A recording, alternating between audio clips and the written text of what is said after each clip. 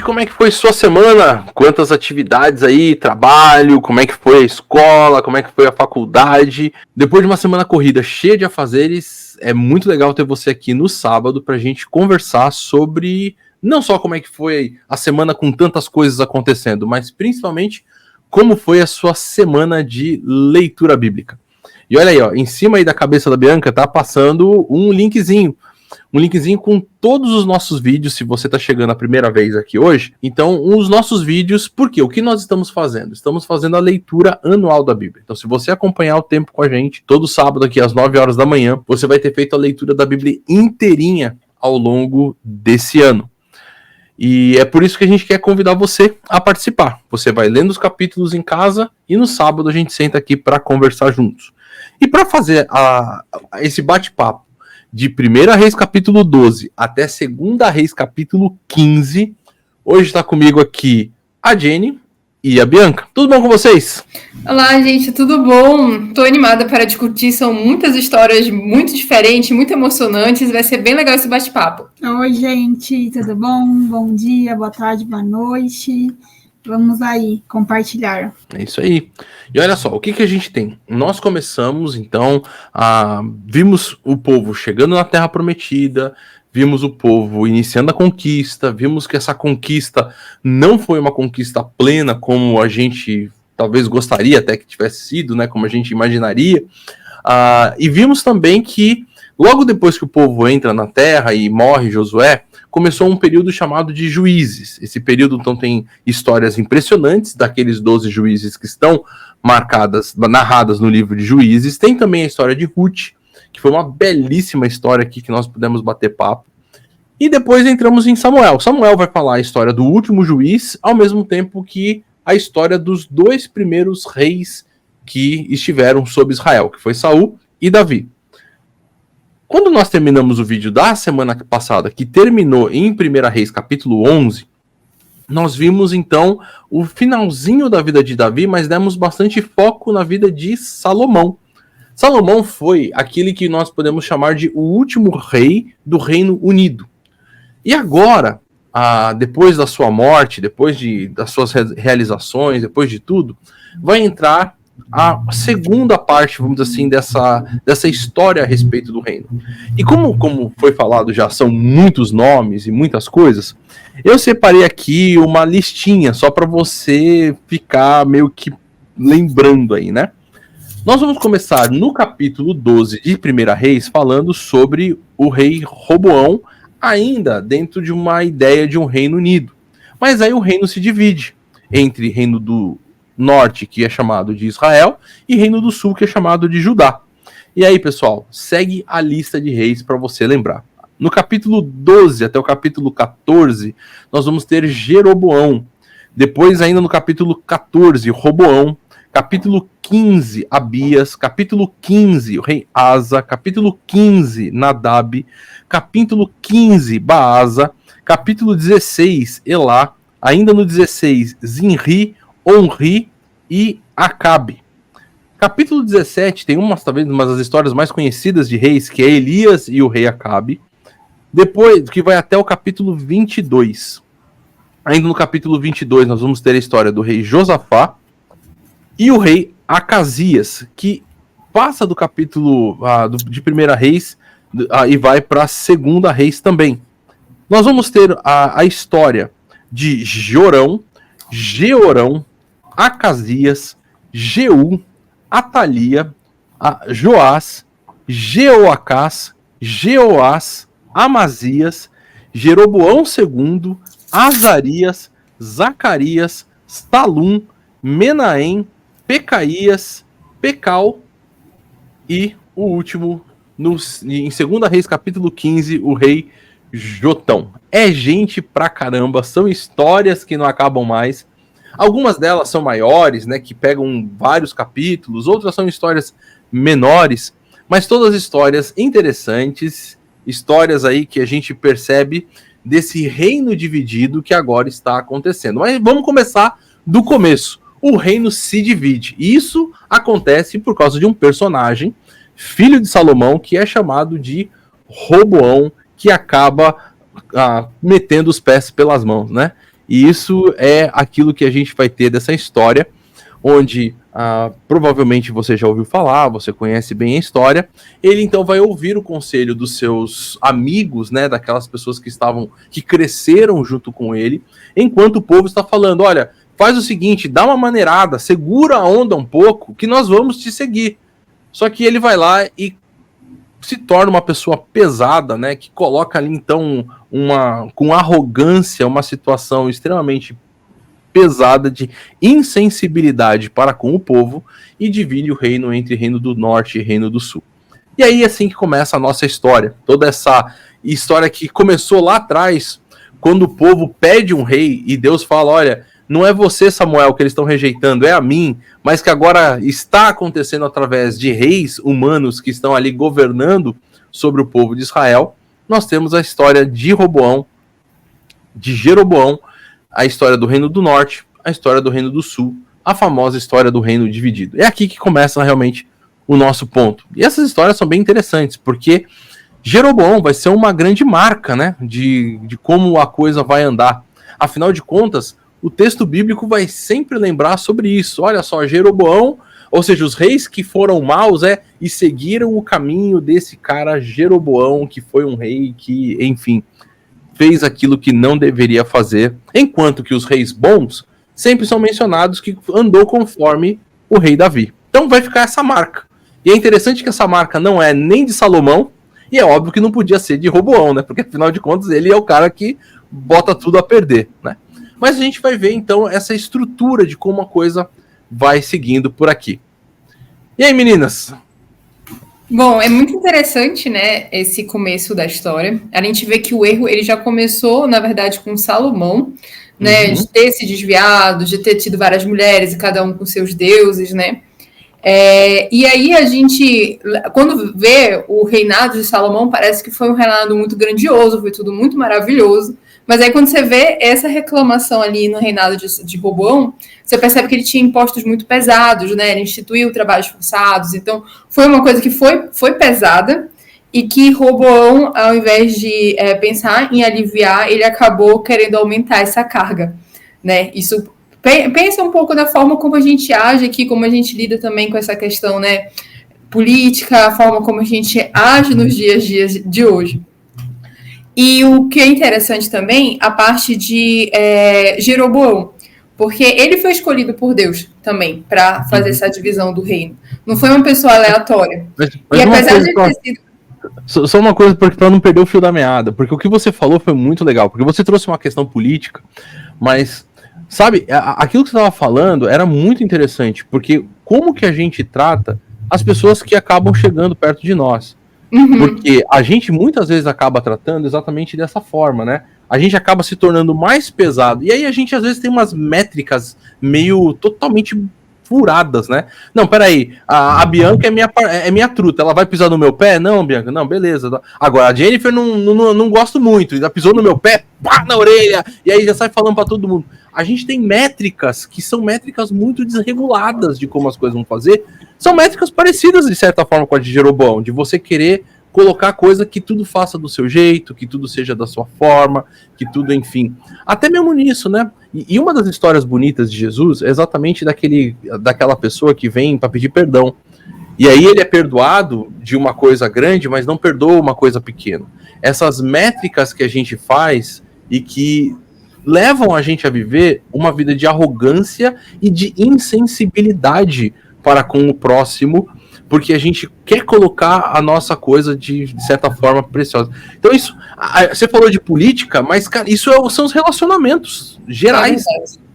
São os relacionamentos com pessoas, né, que estão meio que subordinadas. E quando a gente está liderando uma coisa, uma empresa, ou relações de pais e filhos, né, às vezes a gente acha que quanto mais firme ou mais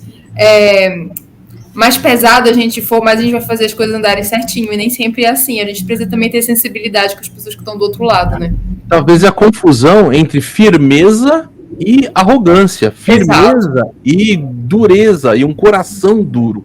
Eu acho que esse é isso que precisa ser balanceado. Às vezes, realmente, você tem que ser firme, principalmente com o erro, né? Para você fazer e deixar que a coisa funcione de forma errada se a pessoa tá querendo né, voar e fazer umas doideiras. mas fazer a coisa certa é importante. E foi o que ele não fez. Ele foi duro e pro lado errado. E pro lado errado, exato. Desculpa ter te cortado, mas, cara, foi muito legal essa tua sacada, porque ela amplia a gente a perceber isso, né? Então, é óbvio que, né, ele foi um mau rei, mas ele pediu conselho, né? Antes do reinado. Ele falou como que eu devo reinar. Enfim, e ele acabou seguindo aquele conselho inapropriado, né? E isso revela, assim, por mais que a gente queira ser pessoas melhores, quer agir de acordo com o que Deus quer, às vezes a gente também tá tão inapropriado, né, nos ensinamentos, que a gente se deixa levar por...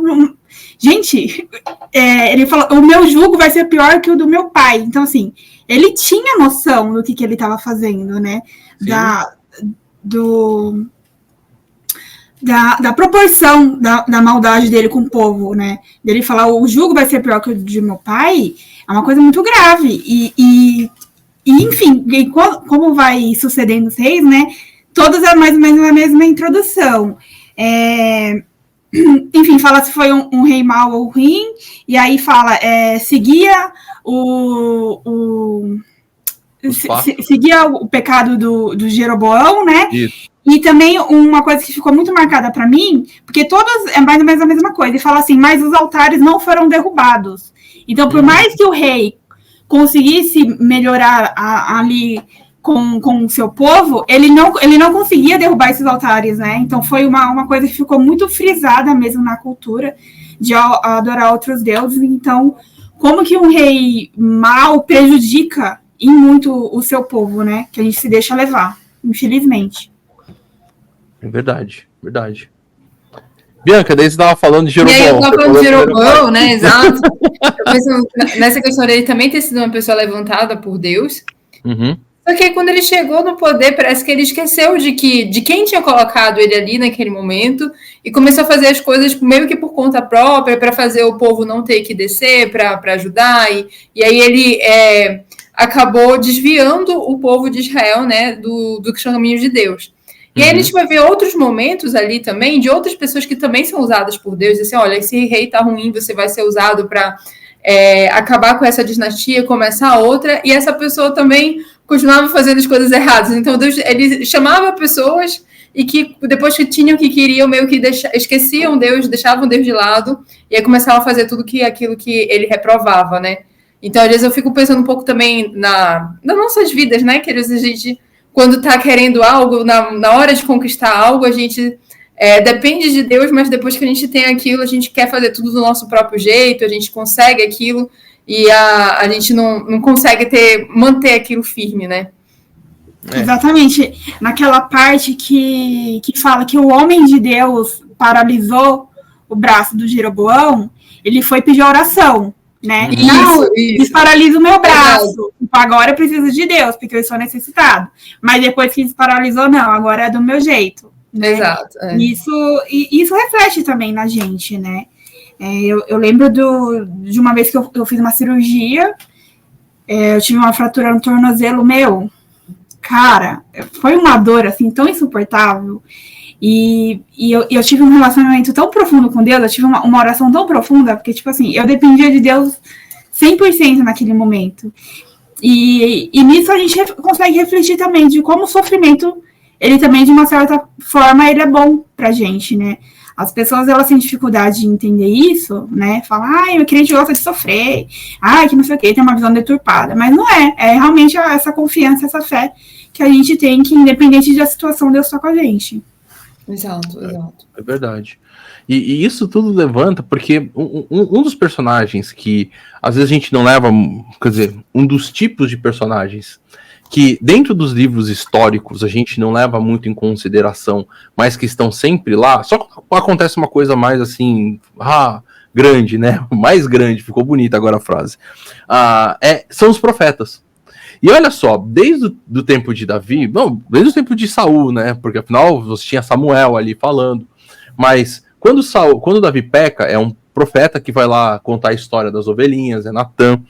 você tem Natã, você tem Aías, você vai ter esses homens de Deus que aparecem, você tem Jeú, você tem Elias, você tem Eliseu. Dentro de toda essa história que a gente está falando, você vê profetas aí aparecendo como realmente pessoas enviadas por Deus para falar, né, para trazer, pelo menos tentar trazer, às vezes, o rei de volta à consciência, aquilo que deveria fazer.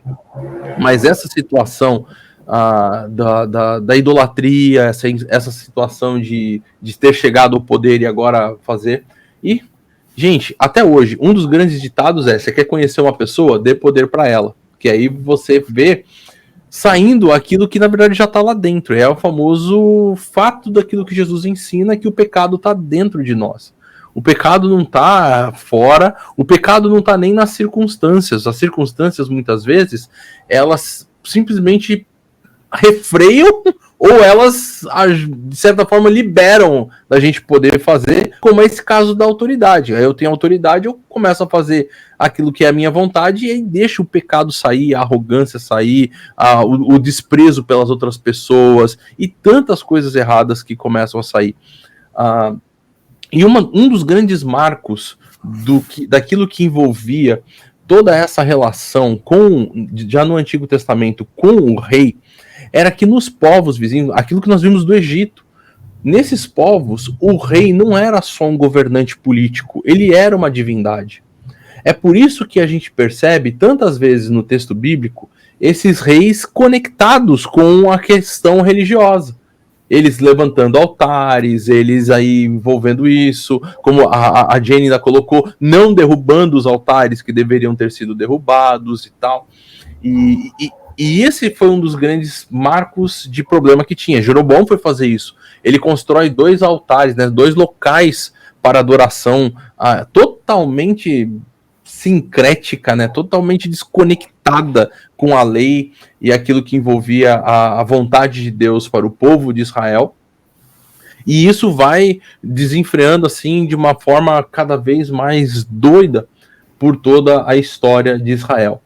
A gente percebe também essa relação de como é muito mais fácil, para mim isso é uma das histórias, ou uma das coisas interessantes, é muito mais fácil você seguir o erro do que você seguir o acerto. E a gente fala, por que eu tô falando sobre isso? Porque é tão comum a gente falar, principalmente quando a gente tá falando mais sobre questões familiares, né? Principalmente para quem aí tá numa situação de casado, de repente sonhando com filhos, a gente sempre fala, nós ensinamos mais pelo exemplo do que por aquilo que nós falamos. E esses exemplos desses reis foram exemplos extremamente negativos que seguiram. E quando você vê um rei falando, poxa, não, vamos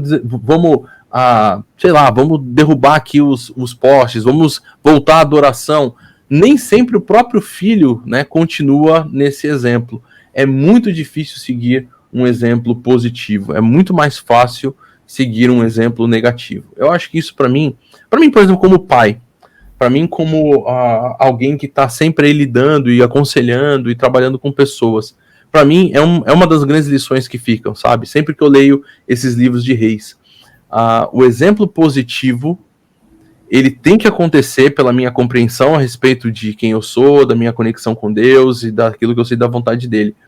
Mas às vezes, por mais positivo que seja o seu exemplo, um exemplo negativo que é visto na sua vida, ou visto até ao redor, parece que cativa mais do que todo o esforço positivo que você pode fazer. É triste isso. É uma coisa meio triste, né? Na verdade, na Bíblia toda, desde lá de Samuel, a gente vê, né, pais bons que foram pessoas que seguiram a Deus com filhos ruins, e aí a gente vê como que é difícil, mas também eu fico pensando sobre a paternidade dessas pessoas, né? Sobre esses reis. Talvez fossem reis bons, mas a gente não vê o tanto de contato que eles talvez tivessem com os filhos na hora de transmitir. Pode ser. Muitas das vezes a criação talvez ficasse para a mãe, e uma coisa que eu vi em vários textos é que eles não tinham tanto o apreço por procurar mulheres que também fossem temente a Deus. Parece, tanto faz quem é que eu vou casar, vai ser a princesa de outra nação ali, você não quer que vai ser responsável pelo ensinamento para os filhos, né? Eu vi muita coisa errada vendo disso. E eram literalmente casamentos políticos, né? Muitos casamentos políticos, exatamente. E eu queria destacar, né, Acabe, eu acho que ele ressalta muito, né, foi muitos textos ali falando de Acabe. E aí, no começo, eu falei um pouco sobre o Roboão como um rei duro, ele causou mal para a nação, mas um rei fraco também, ele causou muito mal para a nação, né? Sim. Eu tinha visto antes uma frase que falava assim, né? Se você acha que homens fortes são perigosos, espere até ver o que um homem fraco é capaz de fazer. E existem muitas formas de você estar errado, né? Acabe, eu quando estava lendo, fiquei altamente indignada em vários momentos quando eu estava lendo essa relação. Primeiro porque, normalmente, como eu falei, né, ele se casou com uma mulher que não era do povo de Israel, uma mulher que tinha outros deuses e que queria impor a religião dela, os deuses dela, a cultura dela. E, ok, ela tem a própria cultura, mas ele não soube ser uma pessoa forte, não soube contrabalancear isso. Então, você vê que a todo momento ela estava ali perseguindo os profetas de Deus. E em vários momentos, tem um momento em que um outro rei, né, diz assim, olha, eu vou invadir você, vou levar suas mulheres e os seus filhos. Ele fala, não, tá tudo bem. Aí ele querendo provocar, ele, não, eu vou entrar aí, eu vou pegar tudo que tem no palácio. Aí ele percebe que ele precisa reagir, que ele precisa defender o povo de Israel. E aí, no final, Deus dá o livramento, né? Novamente, assim como o Roboão, na hora que ele precisava, assim como o Jeroboão, na hora que ele precisava, ele procurou os profetas de Deus, e Deus providenciou o livramento para o povo de Israel. E aí, no final, aquele rei que tinha causado todo esse problema, chega lá para ele e fala assim, coitadinho de mim, chega lá com pano de saco e tudo mais. E aí ele perdoa, manda o cara embora para casa sem nada, tipo, não toma atitude de proteger o próprio povo de Israel, uma coisa que depois vai resultar em graves problemas ali para o povo. Então você vê o quanto que o fato de ele não ter postura, né, não ter a vontade de seguir o chamado que ele tem. Ele, como rei, ele tem a responsabilidade, né, os deveres dele de seguir o que havia sido instituído, né, para ele. Seguir a aliança, né? É seguir a aliança, exato. E essa omissão dele, em todo esse momento, causou graves danos ao povo de Israel. Sim.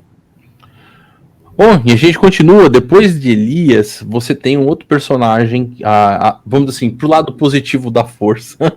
Sim. E depois de Elias, você vai ter Eliseu. Eliseu também é um dos personagens icônicos do Antigo Testamento, sem sombra de dúvida.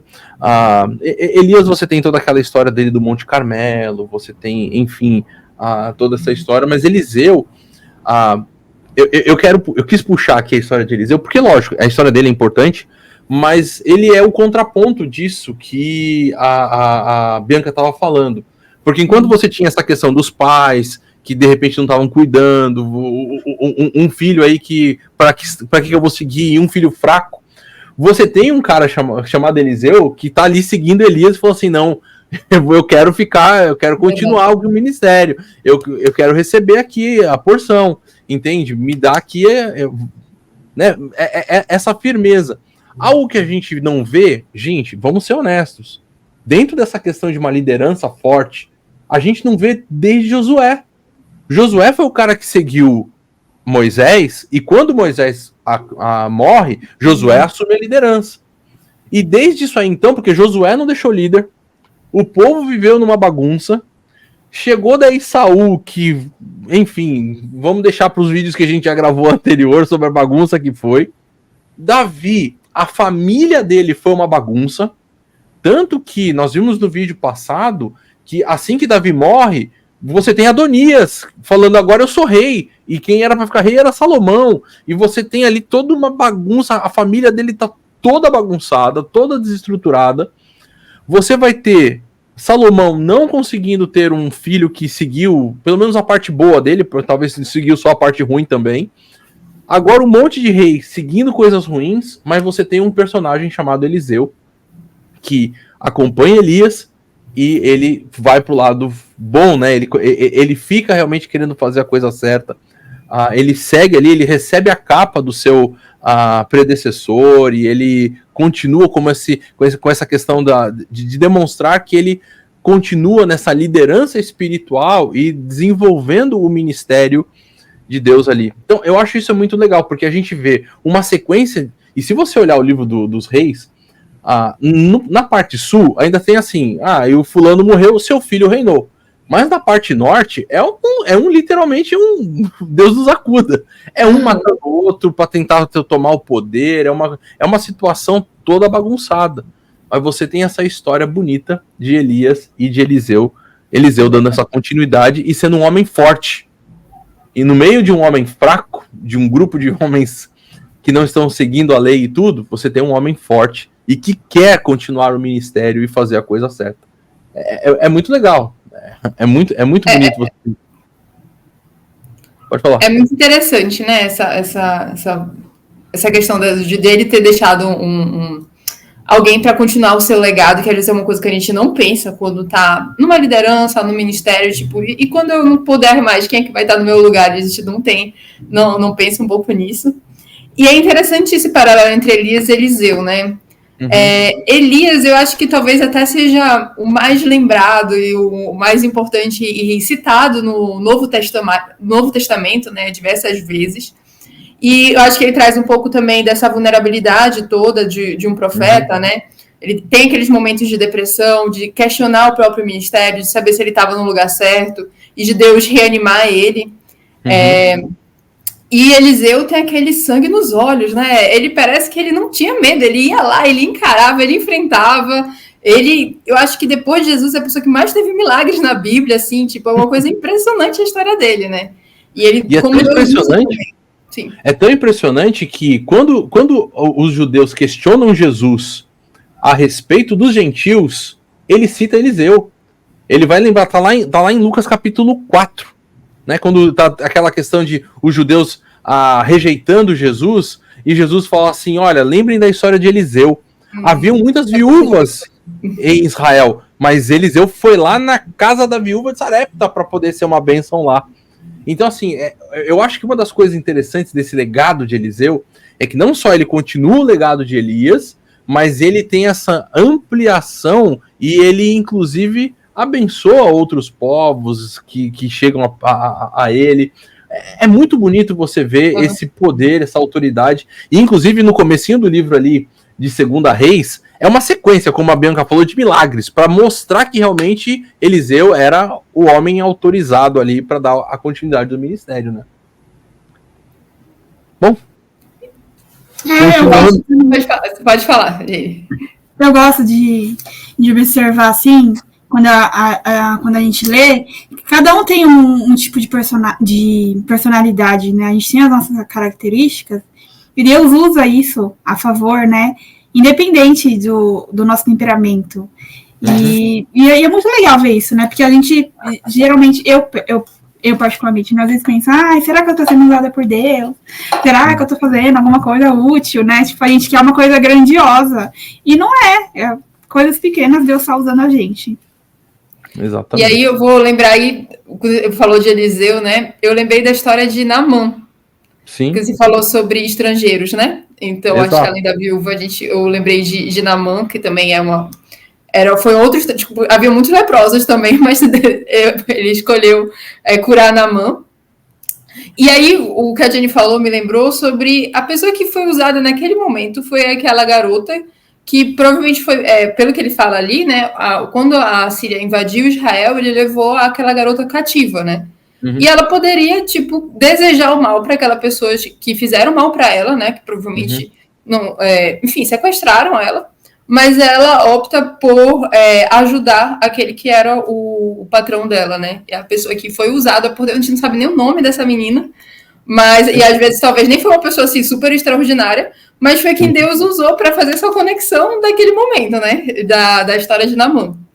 E aí a gente vê essa história de Naamã que é tão interessante, ele super orgulhoso, querendo dar o máximo de dinheiro e oferecer várias recompensas, dizer, olha, eu pago o que for para esse milagre. E diz assim, olha, eu não preciso de dinheiro, na verdade, eu preciso que você tome banho no rio. E aí, por ser uma coisa tão simples, ele ficou ofendido. Impressionante, né? Aquilo ia mexer no orgulho dele. Não tem rios mais belos, né, na Síria, onde a gente mora. Ele falou, não, mas se fosse uma coisa difícil, você teria feito. E é porque é uma coisa fácil, você não vai fazer? Então, a forma como Deus, ele tratou não só a ferida dele, né, mas o orgulho dele também foi tratado naquele momento. Então, acho uma história incrível. Bom, E a gente também tá chegando aí no finalzinho do nosso tempo, né? Já temos aí 30 minutos de vídeo. Mas vale a pena a gente lembrar aqui, ainda no finalzinho de 2 Reis, capítulo 15, porque a gente tá chegando no final da história do Reino do Norte. Então a gente quer que você, que tá inclusive acompanhando a gente nas leituras, observe bem. Observe porque agora as coisas vão se apertar. A partir da semana que vem, nós vamos já falar do encerramento. Acaba o Reino do Norte, né? Então, é importante você observar tudo isso que foi colocado sobre esses reis que foram, consequentemente, né? Ou seja, sucessivamente maus, para você poder entender um pouquinho também daquilo que a gente vai falar na semana que vem. Mas para a gente terminar esse vídeo, Jenny, o que você queria, assim, deixar como lição maior para você dessas histórias todas desses reis que nós vimos no vídeo de hoje? Então, eu queria realmente salientar, né, a história dessa moça, que realmente é muito bonito, né, a gente se esvaziar da nossa, o que a gente entende por justiça, né, quando alguém faz mal pra gente, ainda mais o que aconteceu com essa moça, é aceitável, né, o sentimento de justiça em relação ao outro, né? Eu quero que Deus faça o que aconteceu comigo. Isso é até aceitável. Mas você se esvaziar disso e não, o meu Deus é assim, o meu Deus vai te curar, né? Isso é muito perfeito, essa conexão. É bondade mesmo, né? Compaixão, porque o sofrimento dela ali não era a prioridade, né? Aquilo não era o mais importante para ela. Então, eu acho que isso fica de lição. E a questão da idolatria, né? Que a gente comentou dos postes ídolos. Hoje em dia não é esse tipo de idolatria que a gente tem, mas a gente prioriza, né, o nosso tempo, o nosso jeitinho brasileiro de lidar com as situações. Então, é se voltar mesmo para Deus, colocar Deus no centro da nossa vida, no cotidiano mesmo, porque é isso que Deus quer esperar da gente.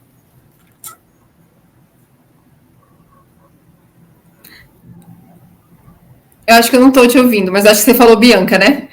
Bem, não, então, e aí ressaltar, né, sobre o que a Jenny falou, né, tem vários tipos diferentes de personagens na Bíblia, pessoas que eram mais ousadas, pessoas que eram um pouco mais tímidas, que tiveram formas diferentes, né, mas Deus usou vários profetas, várias pessoas de formas diferentes e em histórias totalmente particulares, mas a importância da gente também se deixar ser usado por Deus.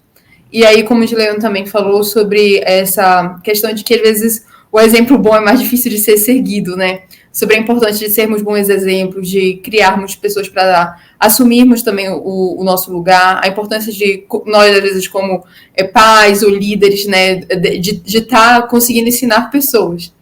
E a gente também saber reconhecer Deus em cada momento das nossas vitórias, né? Não só quando a gente está ali no perrengue, como os reis de Israel, que toda vez que estavam sendo invadidos, procuravam um profeta ali para orar, mas depois não reconheciam a Deus. Mas que a gente sabe tá reconhecendo a Deus em cada momento da nossa vida, nos momentos bons e nos difíceis também. Isso aí. Bom, pessoal, obrigado por você ter acompanhado mais um vídeo com a gente. Obrigado, Bianca. Obrigado, Jenny, por esse bate-papo gostoso. Convido você, se você está aqui por São Paulo, amanhã, às 9h30 da manhã, você participar com a gente aqui na nossa celebração. Temos 9h30 e depois às 11h15, 2 celebrações na parte da manhã. A primeira um pouco mais tradicional, com hinos, a segunda um pouco mais contemporânea, você fica à vontade para nos acompanhar. Se você está à distância, às 9 horas temos a nossa celebração online aqui no canal do YouTube da IBNU. E queremos também convidar você a fazer parte do Ministério Integre. Se você quer aqui participar com a gente, vem, manda uma mensagem pra gente, vamos conversar um pouquinho pra gente poder alinhar isso aí. Nós temos aí algumas atividades para fazer, inclusive agora no mês de maio, nós vamos fazer uma viagem missionária e você é convidado a estar com a gente, tá bom? Um grande abraço para todos vocês, a gente se vê sábado que vem. Tchau! Tchau, tchau!